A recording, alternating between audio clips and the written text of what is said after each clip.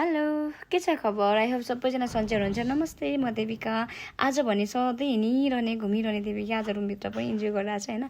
म भने एकदम रमाइरहने मान्छे हो सधैँभरि होइन। खुसी हाँसी जिउनुपर्छ भन्ने मान्यता भएको मान्छे हो। सो आज भने म घरमै बसेर आज मैले के गरेँ त होइन। आज आइतबार पनि बिदा थियो नि त। बिदाको दिनमा एकदम धेरै इन्जोय गरेँ। यो भने मासबाट मैले चाहिँ बटुक बनाउने प्लान। अनि आज मेरो बहिनीको पनि बर्थडे थियो। आज यहाँ खरबुजा पार्टी पनि भइरहेछ, आप पार्टी पनि भइरहेको थियो होइन। मेरो भाइ र बहिनी उनीहरू चाहिँ होइन। अनि यता मेरो माइजू पनि आउनु भएको थियो। आज मेरो छोरी नातिनी होइन भनौँ न, मेरो छोरोदेखि लिएर सबजना आज इन्जोय गरौँ, फ्यामिली ग्यादरिङ थियो आज मेरो रुममा होइन। सो सबैजना एकदम धेरै इन्जोय तरिकाले बसिरहेको थियो। त माइजूलाई हेलो माइजू भने मैले, मेरो माइजू पनि आउनु भएको थियो। सो सबैजनालाई माया, मेरो पुन्टु कति मजाले हाँस्यो हेलो भन्दै थियो होइन। सबजनालाई एकदम धेरै माया छ। भिडियो कहाँबाट हेर्दै हुनुहुन्छ कमेन्ट भने गर्नु होला। मैले चाहिँ मासबाट बनाएको चिजलाई चाहिँ बटुका भन्ने चलन छ हाम्रो सुदूरपश्चिमको। र मेरो चाहिँ बैतडी भएको के भन्नु बैतडी घर भएको हुनाले चाहिँ उताको मान्छेले चाहिँ बटुका भन्छ, यताकोले के भन्छ थाहा छैन। जता जता भिडियो पुग्छ के भन्छ यसलाई सबैले कमेन्ट गर्नु होला। एकदम मिठो थियो होइन। सो मैले मासलाई चाहिँ मजाले भिजाएर बनाएको चाहिँ हो त्यो चाहिँ। अनि नानीको बर्थडे पनि छ आज। बर्थडेलाई नि मध्यनजर गरेर हामीले सबैजना फ्यामिली ग्यादरिङ पनि गरेको आज एकदम बिदाको दिन पनि। सो नानीको बर्थडे पनि मैले भने भिडियो क्याप्चर लिन हालेँ, किनभने अब यो भिडियो फोटो नै हो हजुरहरू समक्ष देखाउन सकिने। बाँकी त खाने लाउने कुरा त बाँकी अब त्यो छँदै नै छ होइन। उहाँ चाहिँ मेरो रातो टी सर्ट लाउने मेरो जैसा भइसिन्छ होइन। उता मेरो कालो टी सर्ट लाउने मेरो छोरो होइन। यता भाइ बहिनी माइजू मजाले, यता छोरी मजाले हाँसिरहेको थियौँ। अब फ्यामिली ग्यादरिङ फ्यामिली भयो भने त हामीलाई साथीहरू नै चाहिन्न क्या। त्यस्तो इन्जोयवाला फ्यामिली छ क्या।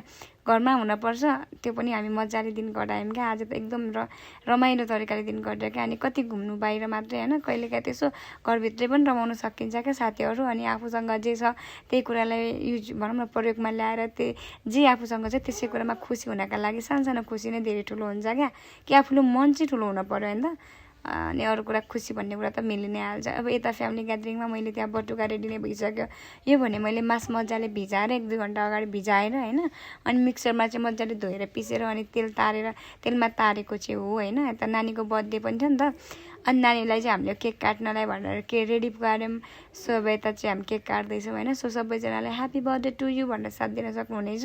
मैले भने उसलाई उन्नति प्रगतिको कामना, राम्रो काम गर्ने हौसला बढोस्। अझै पनि अहिलेसम्म राम्रो काम गरेर बसेकी छु, अझै राम्रो काम गर्ने मौका मिलोस् मेरो प्यारी बहिनीलाई भन्दै मैले चाहिँ ऊ चाहिँ मेरो मामाको छोरी होइन। सो एकदम मेरो प्यारो बहिनी।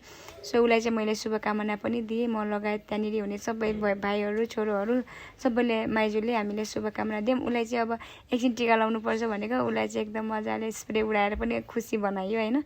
जिन्दगीमा खुसी हुनका लागि धेरै चिज चाहिँदैन क्या साथीहरू। आफूसँग जे छ, आफू हातमा जे छ होइन त्यसै कुरालाई चाहिँ प्रयोगमा ल्याएर खुसी हुन सकिन्छ क्या। मन ठुलो बनाउनुपर्छ होइन। भाग्य ठुलो होला या नहोला त्यो त आफ्नो ठाउँमा छ, तर मन भने कहिले सानो पार्नु हुँदैन होइन। सानो कुरामा खुसी खोज्नुपर्छ, खुसी आफै भेटिन्छ क्या।